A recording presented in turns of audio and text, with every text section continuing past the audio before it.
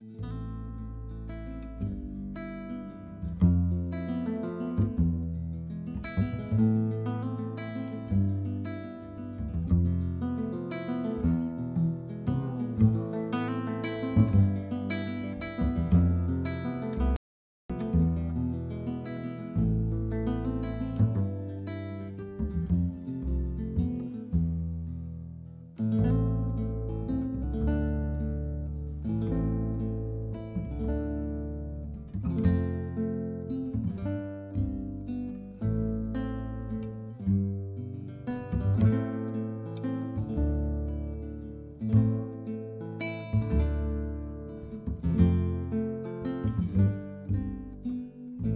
paracha de cette semaine, elle concerne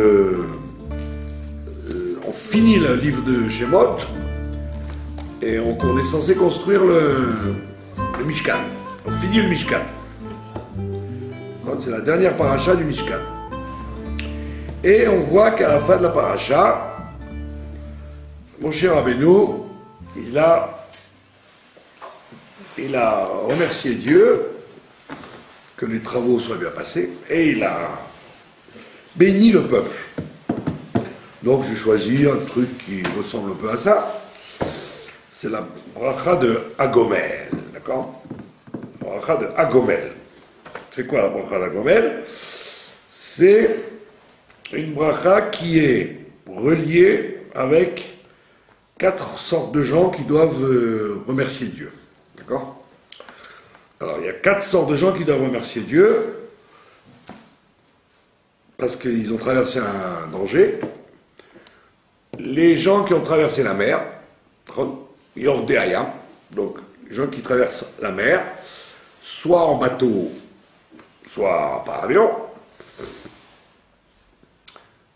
Ceux qui traversent un endroit désert, un endroit très, très large où il n'y a personne qui passe. Ceux qui étaient malades, mais qui ont guéri, et celui qui était en prison et qui en est sorti. Alors, et on dit que c'est les initiales de Vechol Achaim, tous les vivants. Vechol Achaim, c'est là, tous les vivants te remercieront. On dit que Chaim, c'est les initiales de Cholé, ça veut dire malade. Yam, la mer.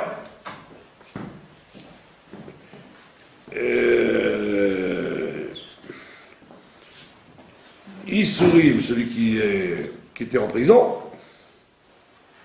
Non, Isurim, celui qui était malade.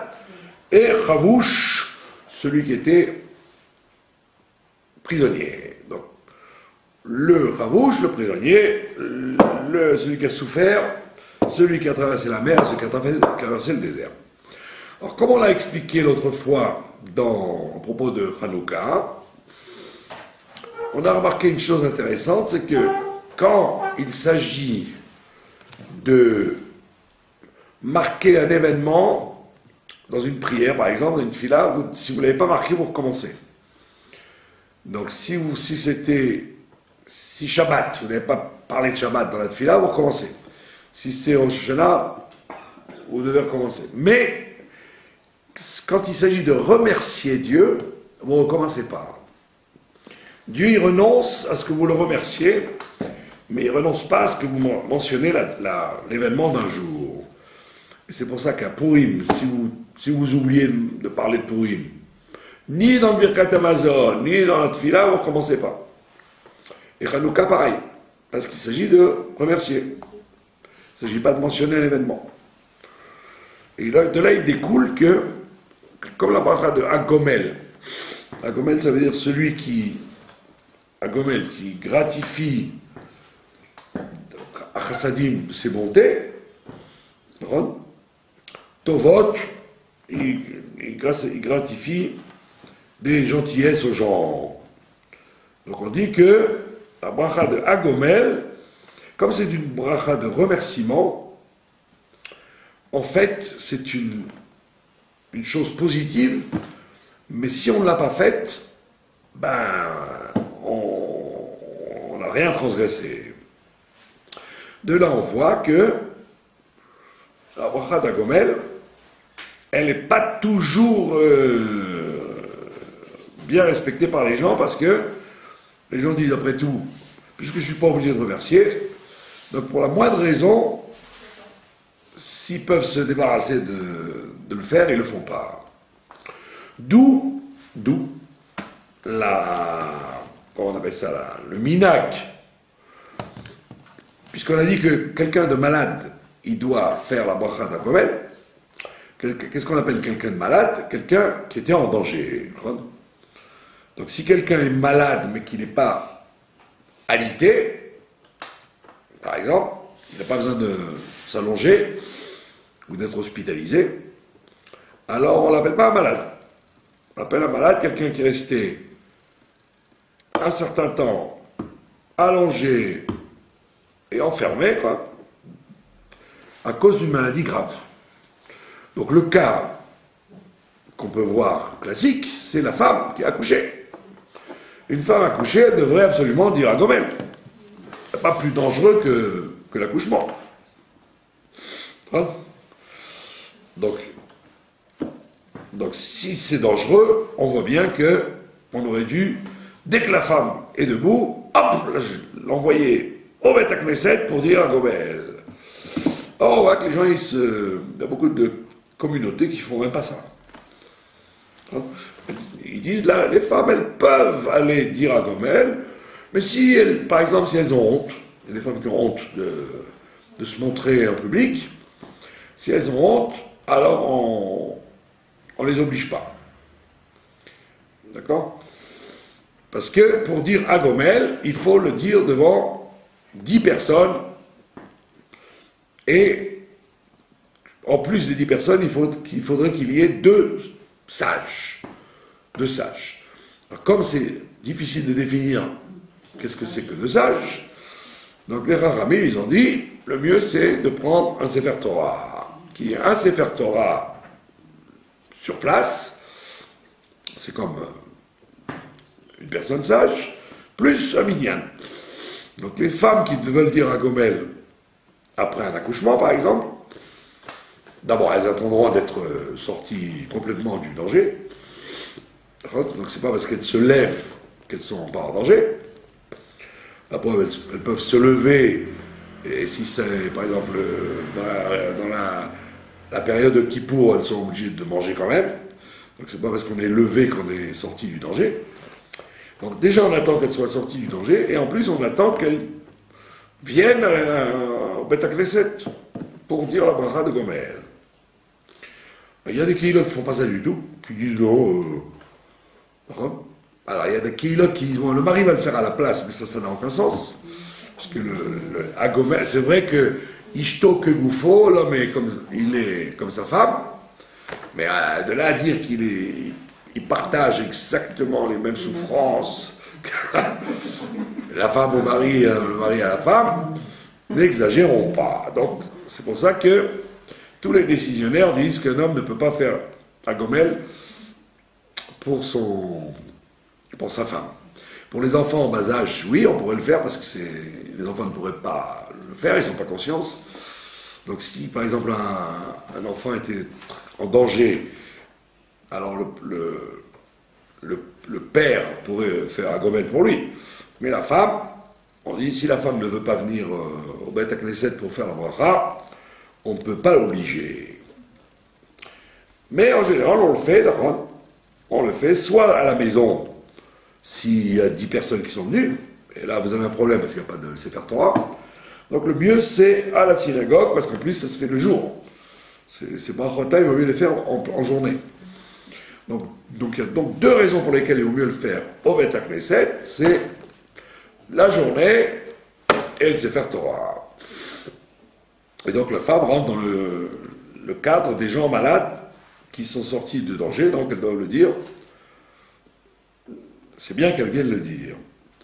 Maintenant, celui qui traverse un désert.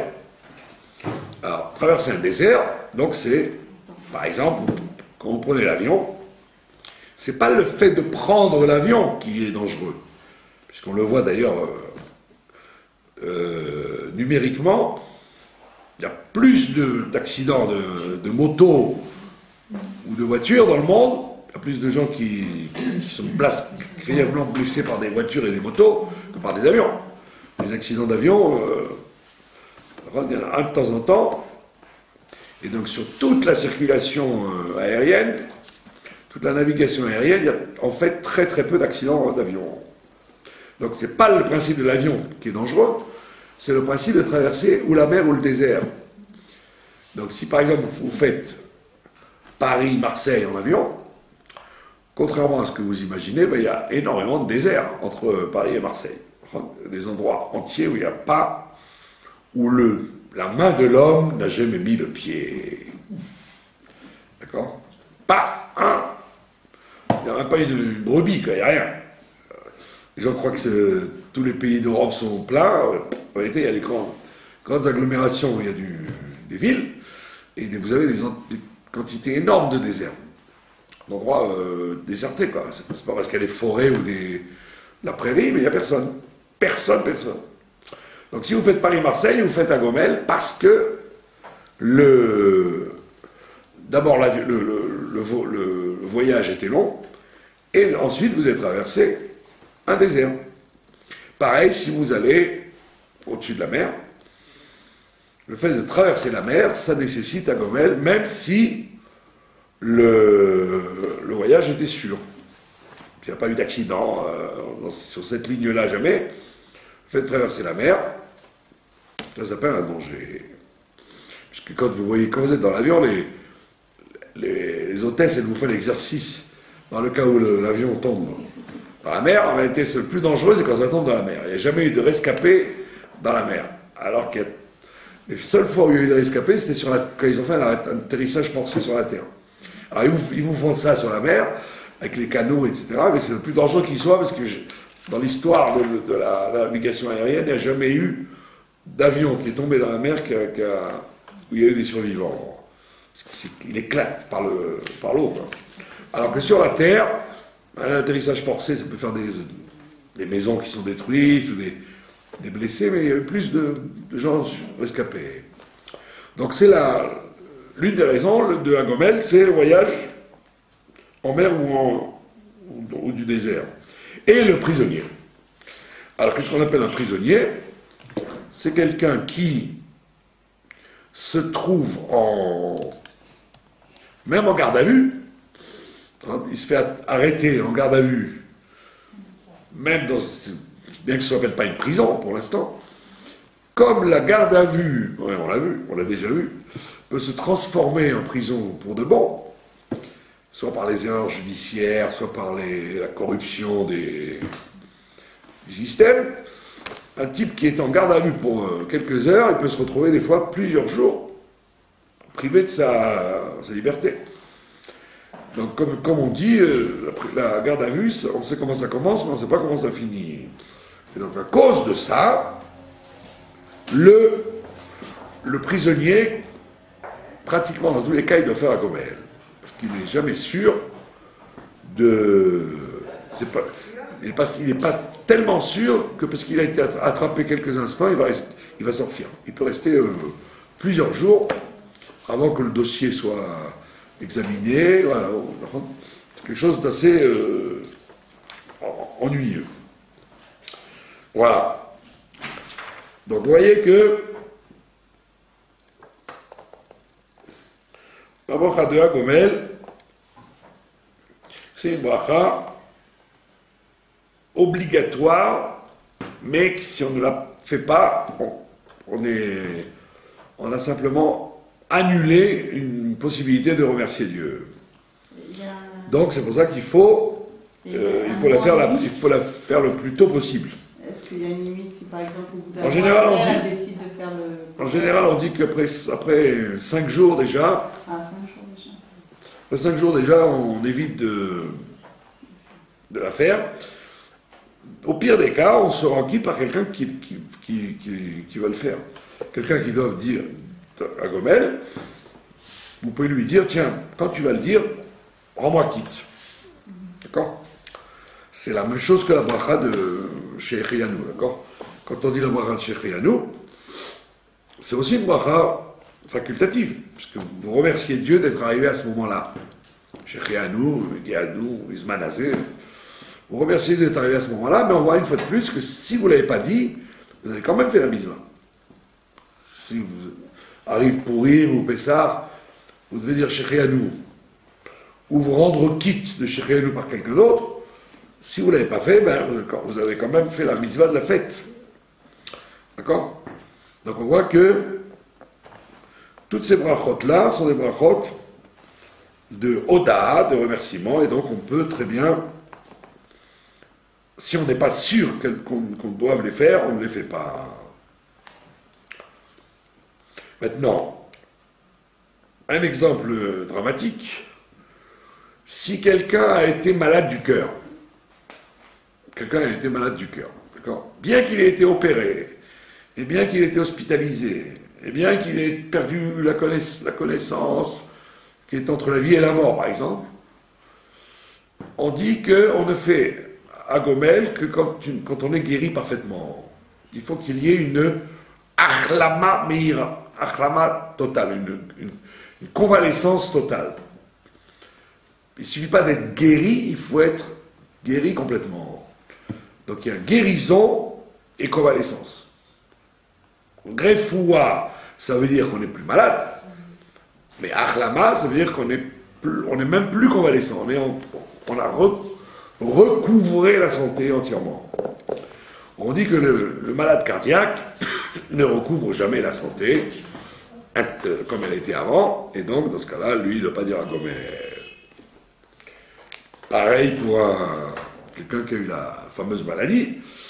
Si effectivement tous les professeurs disent qu'il n'y a plus aucune trace de cette maladie, alors il peut faire à Gomer. S'il peut refonctionner normalement, courir, travailler, aller où il veut. Mais si les docteurs disent, vous savez, il peut y avoir des rechutes, même dans quelques années, il peut y avoir des reprises de la tumeur, alors à ce moment-là, on ne fera pas un Gomel non plus. Voilà. Est-ce que vous avez des questions sur cette bracha? Donc si quelqu'un a voyagé en avion, il faut bien lui spécifier qu'est-ce qu'il a traversé. S'il n'a pas traversé ni la mer ni le désert, c'est pas l'avion qui justifie le... Il y a des gens, des riches par exemple, qui ont un avion privé, un jet. Alors, eux, ils peuvent aller faire une balade en avion. Comme ils ne traversent pas un endroit entièrement désert ou la mer, ils n'ont pas besoin de faire un Gomel. Quelqu'un m'a déjà posé la question. Je lui dis, tu peux vendre le jet et comme ça, la Yeshiva pourra vivre 20 ans. Bon, lui, c'était pas ça son problème.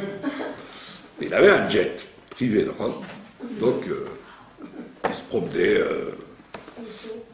il allait à Deauville en jet ou en Alsace. Et bien, Kitsour, lui, il n'est pas obligé de faire un Gomel puisqu'il ne traverse pas d'endroit désert. Il faut être sûr que ce soit un endroit désert. Donc, il faut connaître la géographie du pays qu'il traverse. Pardon? Oui, c'est pas toujours que c'est désert. Ça peut être, par exemple, Tel Aviv Elat, il y a du désert. Une quantité énorme de désert. Il n'y a pas un chameau. D'accord? Donc il faut se renseigner. Et comme c'est une bracha qui est une bracha de remerciement, s'il y a le moindre doute, on ne la fait pas. D'accord? Voilà. Alors, il ne faut pas confondre la bracha de remerciement avec la bracha du voyage. La bracha du voyage, c'est avant de voyager. Tfilat Aderer, ça s'appelle, d'accord? Il ne faut pas confondre le Tfilat Aderer et la Tfilat Agomel. Le Tfilat Aderer, c'est pour que le voyage se passe bien. Tfilat Agomel, c'est quand le voyage s'est déjà passé. Donc, il ne faut pas confondre les deux. Alors, aujourd'hui, bien qu'à l'époque il y avait une très grosse discussion quand est-ce qu'il fallait faire la bracha du voyage, aujourd'hui, étant donné que ça devient de plus en plus dangereux de prendre la voiture, il y a des décisionnaires qui disent qu'il faudrait commencer la bracha en ville, quand vous montez dans la voiture, quoi. Pas d'attendre une distance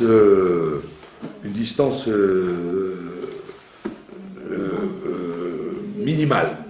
Mais déjà, le fait de rentrer dans une voiture, des fois, ça dans certains endroits, et particulièrement en Israël, ça nécessite des fois de faire un gomel.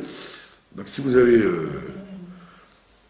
à Tel Aviv ou à Foula pour un mariage, il ne faut pas dire, bon, j'attendrai de sortir d'un endroit où il n'y a personne pour dire la bracha, vous pouvez la faire tout de suite. Puisque, comme on le voit, malheureusement, il y a des accidents mortels, mais en pleine ville, quoi, aujourd'hui. Tellement les gens sont fous. D'accord? Voilà. Donc c'est pour ça que, quand Moshe Rabbeinu a fini le Mishkan, quand il a fini de construire le tabernacle, il a remercié Dieu, que tout soit bien passé, et il a béni les Juifs pour que tout le travail qu'ils ont fait fasse descendre la présence divine. Voilà pour la halakha. Maintenant, on va parler de la paracha elle-même. La paracha elle-même, c'est une paracha très rébarbative, parce qu'elle ne raconte rien. Elle raconte les calculs, le rapport des finances de la construction du Mishkan. Voilà. Toute la paracha de Pekoudé, c'est son sujet, c'est de nous raconter, point par point, le rapport financier que Moshe Rabbeinu a fait, qu'est-ce qu'il a fait de l'argent, et qu'est-ce qu'il a construit avec. Voilà. Alors on vous dit ça dans tous les détails. Et ça s'appelle comme ça. Voici les Pekoudé à Mishkan, voici le compte-rendu financier du Mishkan. Mishkan et doute, le Mishkan qui sera le témoignage que Dieu leur a pardonné le veau d'or, Asher Poukad Alpi Moshe, qui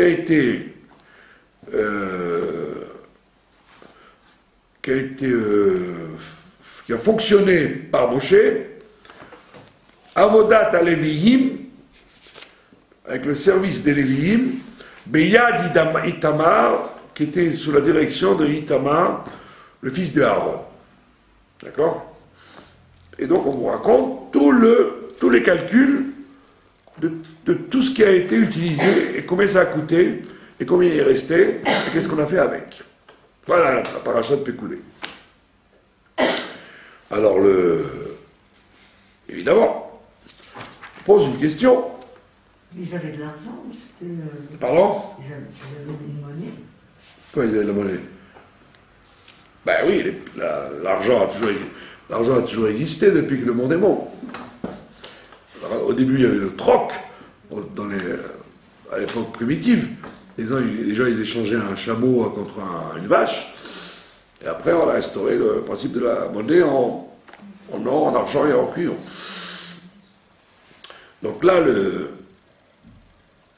Moshe Rabbeinu a donné un compte-rendu exact de tout ce que ça a coûté, chaque élément du Mishkan. Donc les commentateurs posent la question. Ils disent, voici les comptes du Mishkan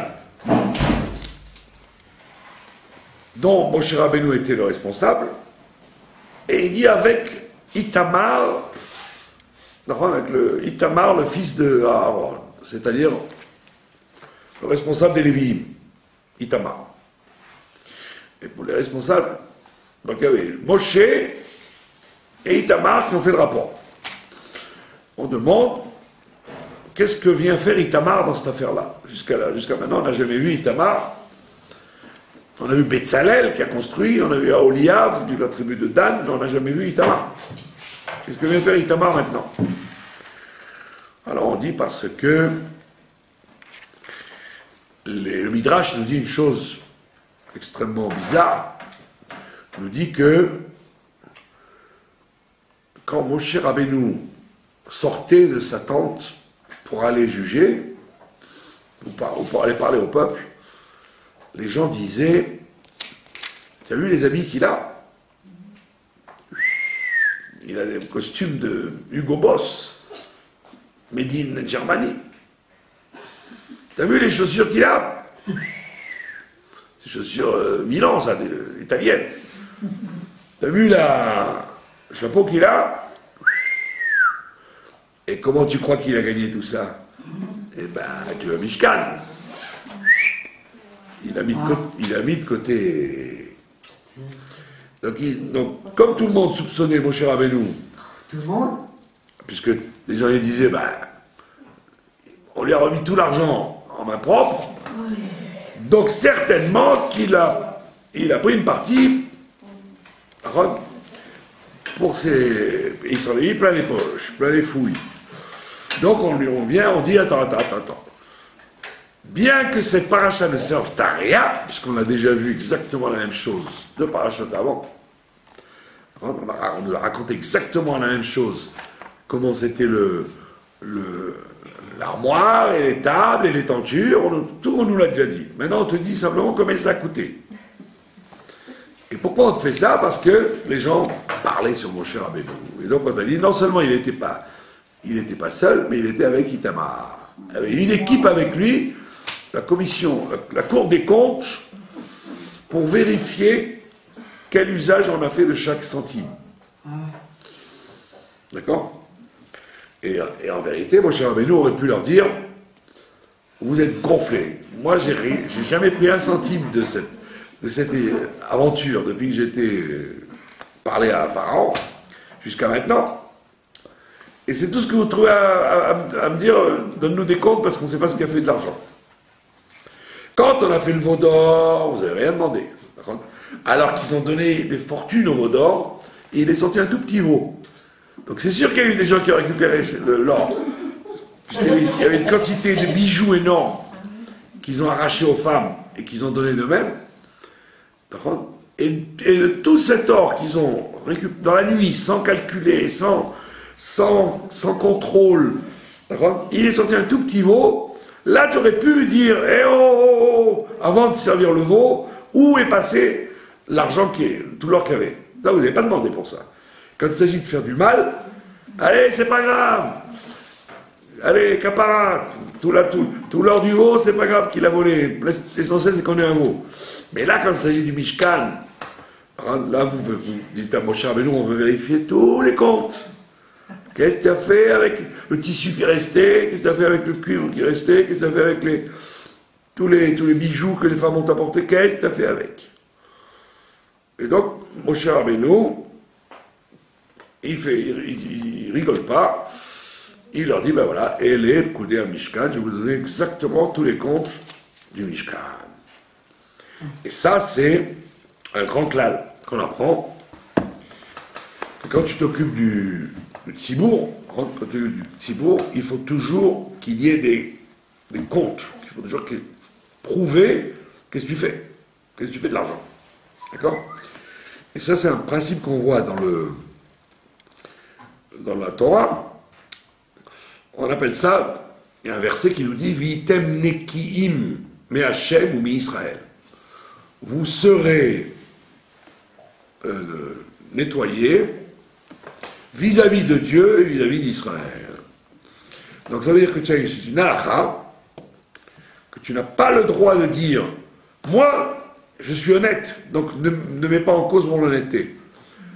Étant donné que la nature humaine, c'est d'être méchante, c'est d'être rochet big shame, de suspecter les gens honnêtes. Hein? Donc, à cause de ça, tu es obligé d'éviter de les faire tomber là-dedans, en leur disant, voilà ce que j'ai fait de l'argent que tu m'as donné. D'accord?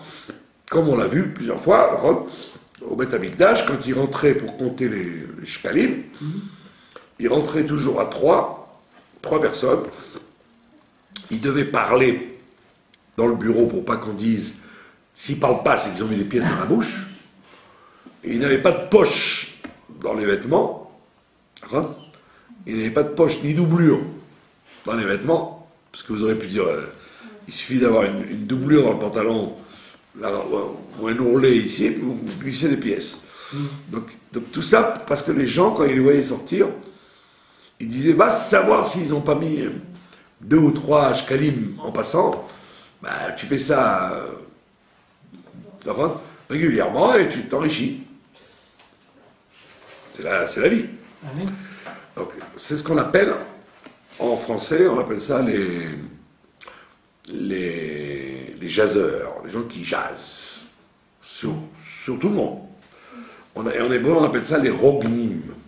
Les rognim, c'est-à-dire les gens qui sont un peu paranoïaques. C'est des paranoïaques, c'est-à-dire les gens qui croient toujours qu'on leur veut du mal et que la personne en face, elle fait du mal. On appelle ça des rognim. Les rognim, c'est-à-dire les gens qui vont toujours s'arranger pour dire à quelqu'un, ah, je l'ai vu, il est passé par là, c'est parce que justement il ne voulait pas passer par là parce qu'il y a quelqu'un qui s'est disputé avec lui. J'en suis sûr.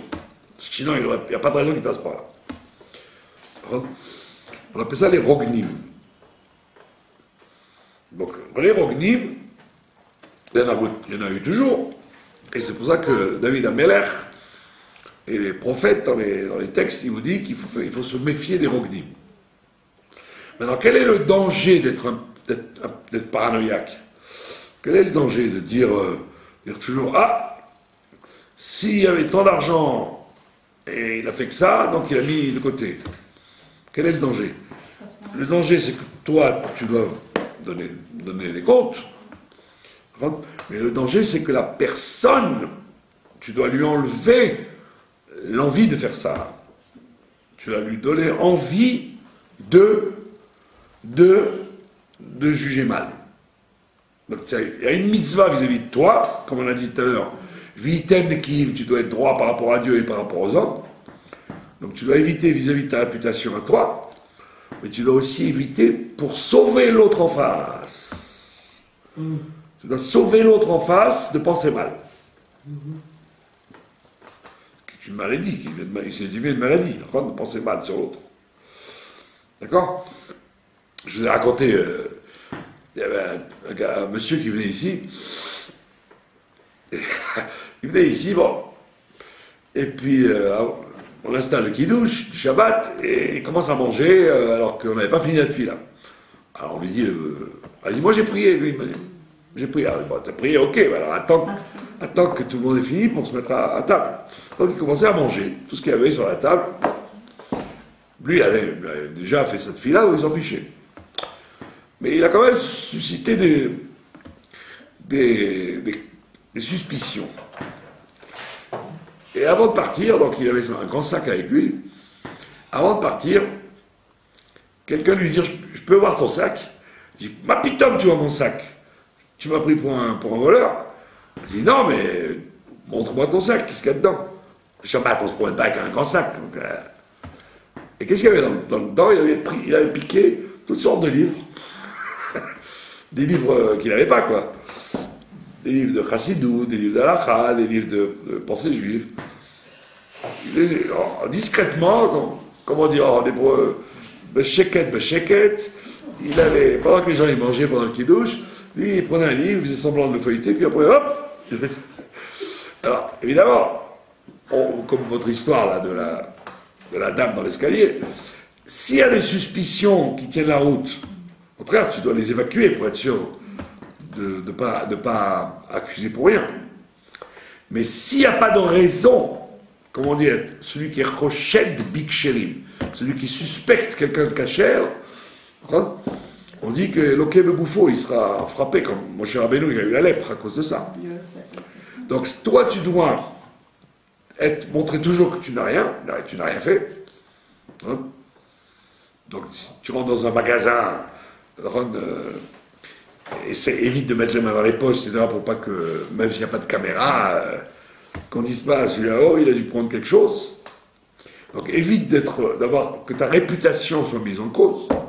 Mais deuxièmement, tu dois éviter que les gens pensent mal de devenir des rognis, de devenir des gens qui pensent mal a priori sur quelqu'un. Et pourquoi tu dois éviter que les gens pensent mal? Tu aurais pu dire, qu'est-ce que ça peut me faire? J'en ai rien à faire, moi je suis droit, avec ma conscience, j'ai rien à me reprocher. Maintenant, si lui il est fou et il suspecte, ben c'est son problème. Je ne suis pas responsable s'il a l'esprit tordu. Alors on te dit non, il ne faut pas réagir comme ça. C'est pas seulement pour toi, mais c'est pour lui. Pourquoi pour lui? Parce qu'il y a écrit dans les lois de Tchouva du Rambam. Le Rambam a écrit à la fin de son livre, le livre de la connaissance, à la fin du Sefer Hamada, le Rambam explique, il écrit 10 chapitres sur la Ilchot Teshuvah, les lois de la Tchouva, que en général les gens étudient dans le mois d'Elul ou en Tishri, etc., qu'il est bon de bien connaître par cœur, parce que c'est très utile de savoir ce que le Rambam nous dit. Et le Rambam nous dit qu'il y a 24 comportements qui bloquent la Teshuvah. Srimverba Dvarim, 24 choses qui bloquent la Teshuvah. Alors, qu'est-ce que ça veut dire bloquer la Teshuvah? Hein? Comment peut-on bloquer la Teshuvah? Alors, on dit que quand quelqu'un veut revenir à Dieu, il a une aide d'en haut. Quand quelqu'un veut, comme on dit en Chassidut, quand il veut faire un réveil d'en bas, alors il a tout de suite un réveil d'en haut. Réveil d'en bas provoque réveil d'en haut, donc si quelqu'un veut se rapprocher de Dieu, veut se purifier, veut être bien, hop, tout de suite il y a une aide d'en haut qui va lui donner un push, une facilité de réaliser ce qu'il a voulu. D'accord? Maintenant, il y a des choses, comme dit le Rambam, chez Me'akvim, qui bloquent ce réveil d'en haut. Des choses qui bloquent le réveil d'en haut. Ça veut dire que la personne, bien qu'elle doive et qu'elle veuille faire des chouvas, elle va avoir du mal à le faire. Elle va demander comment ça se fait, puisqu'il y a écrit que quand quelqu'un se rapproche, Dieu lui répond tout de suite. Pourquoi moi ça ne marche pas? Alors on dit parce qu'il y a il y a 24 choses qui bloquent, qui font que toi tu as beau faire un effort de bas en haut, de haut en bas ça ne répond pas. Parce que tu t'es fait une barrière entre toi et Dieu, et cette barrière elle empêche qu'il y ait une réaction immédiate entre ton effort à toi et le feedback et la réponse de Dieu. Et ça, le Rambam, il vous cite les 24 choses qui bloquent donc cette aide de Dieu, et l'une des 24 choses, c'est ça. C'est de juger son prochain tordu. De juger le contraire de le kafsrou, le contraire de l'indulgence. Ça veut dire que si tu n'as pas de raison de soupçonner quelqu'un d'être malhonnête, ou d'être négligent, ou d'être méprisant des mitzvot, etc., si tu n'as aucune raison de penser comme ça, donc ne pense pas. ne pense pas mal. Moshe Rabbeinu, tu l'as jamais vu prendre quelque chose, donc a priori, tu n'avais pas à dire, s'il a des belles chaussures, c'est qu'il a pris de l'argent du Mishkan pour les acheter. La preuve, c'est qu'on te dit qu'il est devenu riche grâce au débris des deuxièmes tables, en saphir. Il est devenu riche avec les kilos de saphir qui restaient des restes des deuxième table. Parce que lui, il n'a pas pris, comme les gens, des ânes. Il n'a pas été chez les gens en Égypte pour demander. Il s'est occupé du cercueil de Yosef, lui. Donc il n'a pas passé la soirée à demander aux voisins, donne-nous tes vases, donne-nous tes bijoux, donne-nous tes chemises. Il est parti avec le cercueil de Yosef, donc il n'a rien pu prendre sur la route. Et à la mer Rouge, eux, ils ont tout récupéré, des chars et des chevaux, et lui, il n'a rien pris encore une fois. Donc tu aurais dit, bah, je comprends qu'il n'a rien, donc c'est normal qu'il ait volé du Mishkan. Mais tu aurais dû te renseigner, parce que si tu avais su que quand il y a eu les deuxièmes tables, et la Mishkan aurait fait après la deuxième table, quand il a construit les deuxièmes tables, il y avait des tonnes de saphir, de pierres de saphir qu'il a récupérées. Donc il était très riche, il n'avait pas besoin de toi. Donc avant de le soupçonner d'avoir pris de côté de ce que les gens ont apporté au du Mishkan, tu aurais dû vérifier. Parce que si Moshe il est cachère, tu n'as pas le droit de le soupçonner. Donc le fait que nous fassions cette faute régulièrement, de soupçonner quelqu'un d'être un voleur ou un menteur ou quelqu'un qui n'est pas comme il faut, alors qu'il n'a rien fait contre, et toi tu dis mais j'ai rien dit, j'ai rien raconté à personne, mais je le pense. Donc puisque je le pense et j'ai rien dit, donc c'est pas une avéra. J'ai pas fait une faute. On te dit, tu as fait une faute, tu fais une faute, et cette faute-là, justement, c'est ça qui bloque ta tchouva quand tu voudras te rapprocher de Dieu. Tu vas demander à Dieu quelque chose, en disant, voilà, je me suis nettoyé, j'ai fait les tfilotes, j'ai fait tout ce qu'il faut, maintenant réponds-moi. Et tu vois que Dieu ne te répond pas. Ah, tu dis, ah, ça marche pas. Ça marche pas. Ben oui, parce qu'il y a une des 24 choses qu'il ne faut pas faire, tu le fais, tout le temps. C'est quoi les 23 autres? Ça, c'est le plus... C'est classique, ça. On pourra étudier les 23 autres, si vous voulez. Mais ça, c'est un truc sur lequel...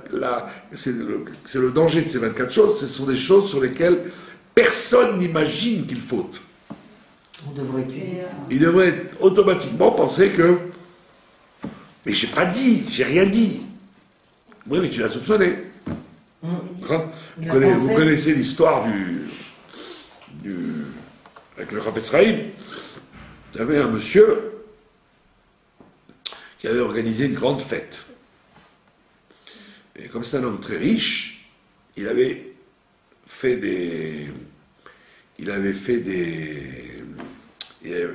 mis la table avec de la vaisselle en argent.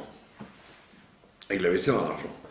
Et comme la maman, enfin la dame qui a organisé la fête, c'était son argenterie, donc elle avait compté le nombre de cuillères qu'il y avait avant. Elle a fait la fête.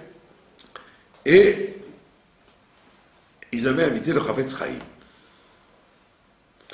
Et le Chafetz Chaim, il n'était pas habillé en rave. Il était habillé comme un homme normal, quoi. Une casquette à la russe, comme ça, un manteau et des chaussures normales. Il passait jamais pour quelqu'un d'important. Et donc il est venu était invité. Donc il est venu, il s'est assis comme tout le monde à la table. Et à la fin du repas,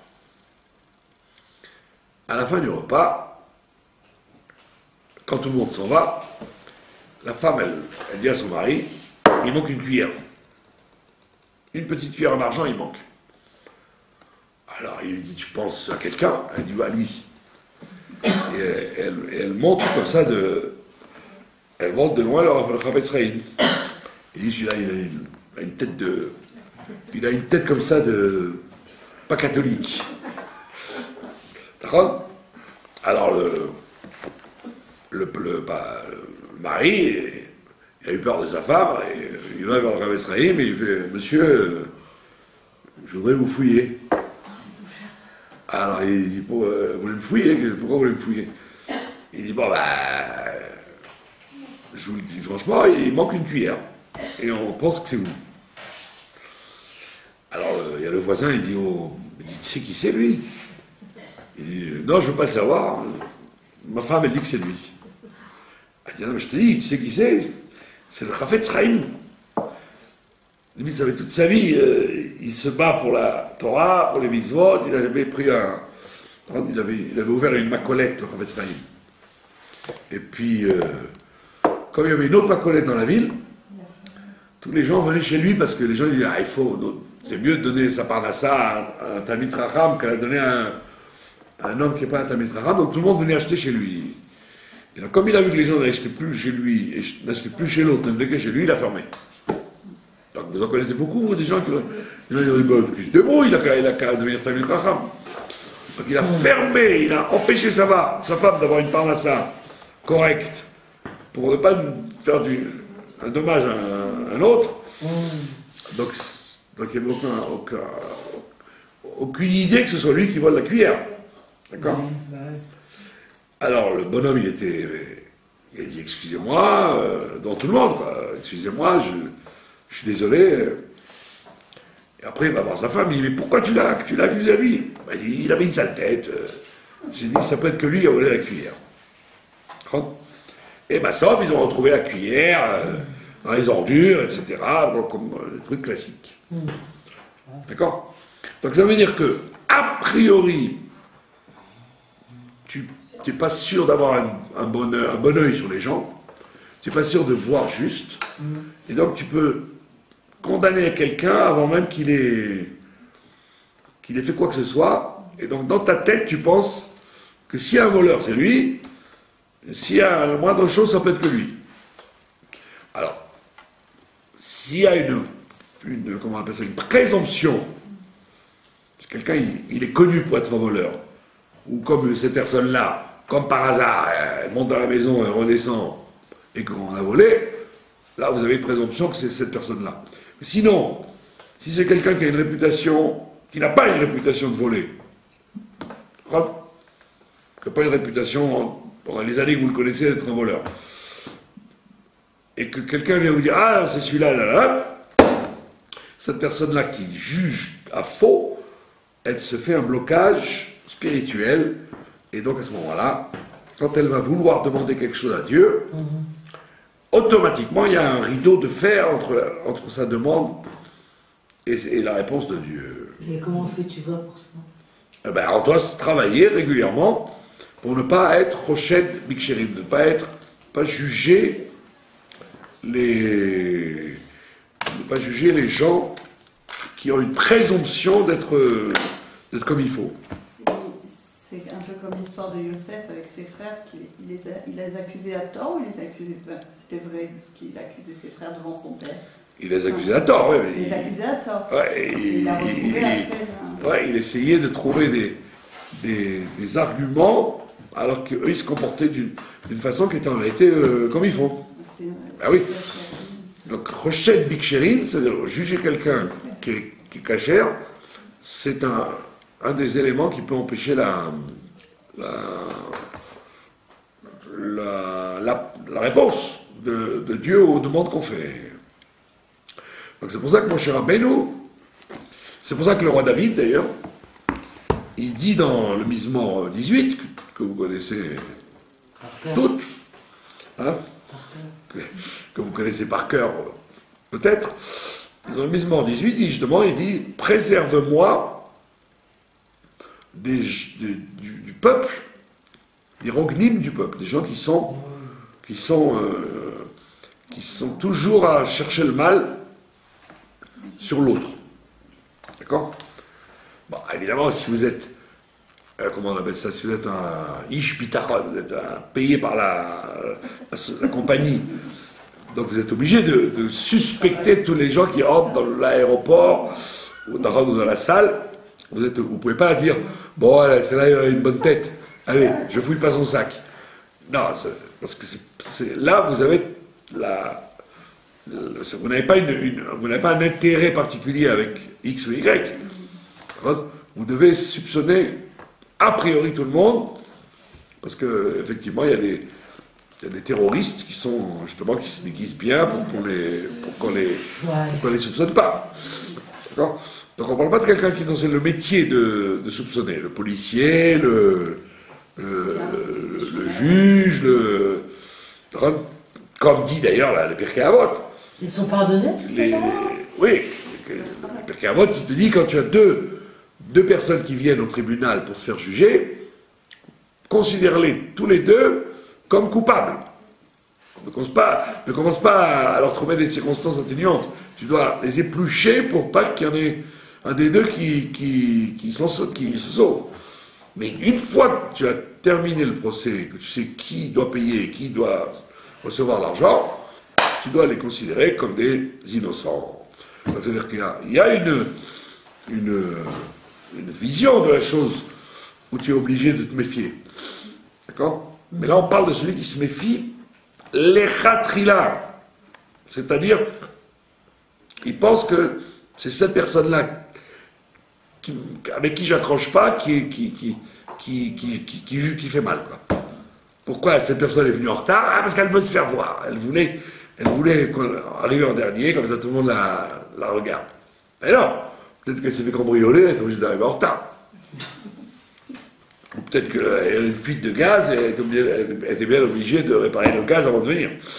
Donc on parle de toutes les occasions qu'on a de juger mal quelqu'un sans qu'il y ait de raison. Donc on appelle ça les rognives, et donc David Amelech il prie, parce qu'il a beaucoup souffert de ça. Comme Moshe Rabbeinu, comme David Amelech, tous les gens leur cherchaient des poux dans la tête, quoi. Parce qu'en fait, la Torah reconnaît que la nature humaine, c'est une nature méchante. La Torah nous raconte ça, que depuis que l'enfant il est sorti du ventre de sa mère, il est porté au mal. Il n'est pas porté à juger gentiment, il est porté à juger négativement. Et alors le schéma à la mita, ça fait partie de cette... Voilà, exactement. Kriyat Shema à la mita, avant de dormir, on demande à Dieu qu'on veut pardonner à tous les gens qui ont pensé du mal de nous, et on demande à Dieu de nous pardonner pour tout le mal qu'on a pensé sur les gens. Exactement. Donc on voit bien que cette paracha, à travers son côté ennuyeux, elle nous apprend des choses très importantes, à savoir que il faut toujours rendre des comptes sur ce que tu fais, et surtout pour empêcher que l'autre en face, comme on dit, pour ne pas mettre un obstacle devant les aveugles. Et donc même si tu t'appelles Moshe Rabbeinu, même si tu as été toujours avec des bons et loyaux services, tu dois toujours dire, voilà ce que j'ai fait de l'argent que vous m'avez donné, voilà ce que j'ai fait de ce que des produits, des ingrédients du Mishkan, voilà les comptes exactement, comment ils ont été. Et c'est pour ça que il peut y avoir la bracha là-dessus. Il peut y avoir la bracha. Tu vois bien que le veau d'or, il n'y a pas eu la bracha. C'était un truc pour faire du mal, donc personne n'a rien vérifié, et ça s'est mal tourné, ça a mal tourné. Sinon on aurait pu dire, bon bah, si Moshe Rabbeinu était descendu, on aurait dit, bah le veau d'or, bah c'était, vous voyez, ils ont voulu faire un veau d'or, mais on va le mettre dans un musée, quoi. Donc là, on l'a fait fondre complètement, c'était mal d'un bout à l'autre.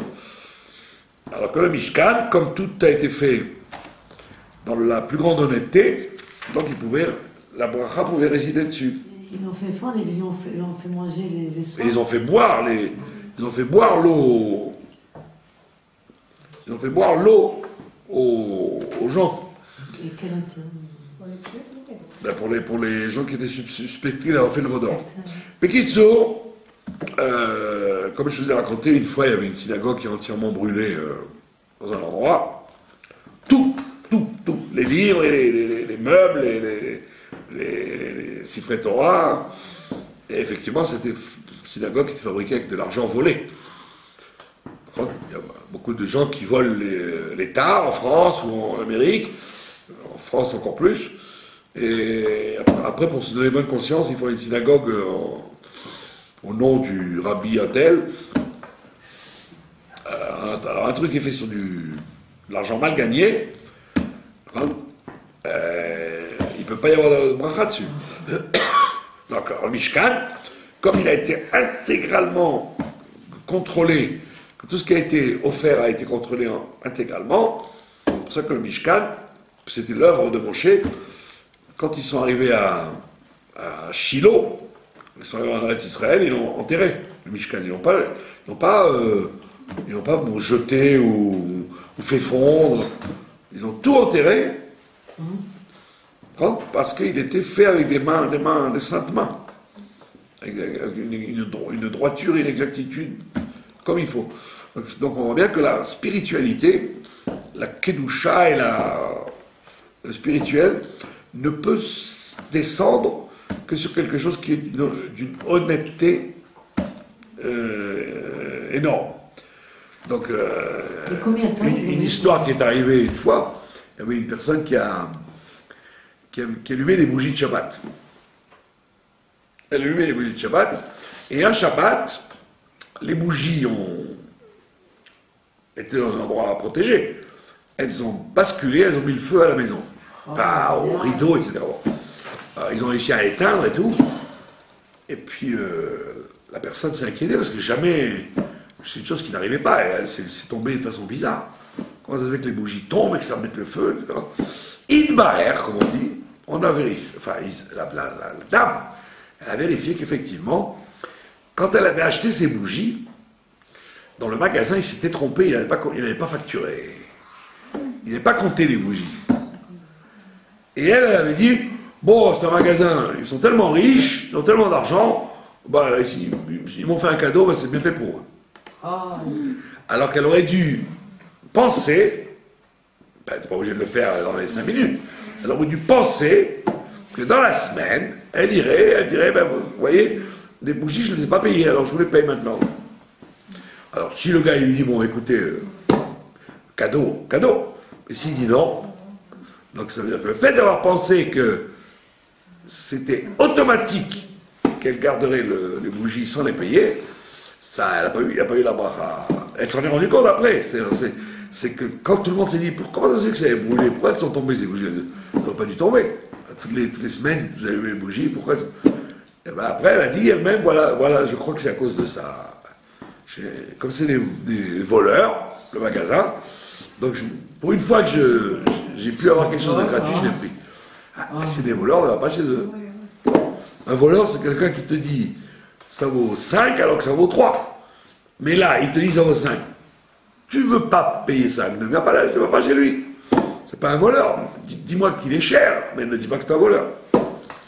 Donc on voit bien que, bon, ça veut dire que c'est une personne qui est dans la Kedusha, parce que pour qu'une personne ait le srout, que la moindre erreur qu'elle fait, le bon Dieu il lui fait payer, c'est vraiment qu'elle est branchée comme il faut.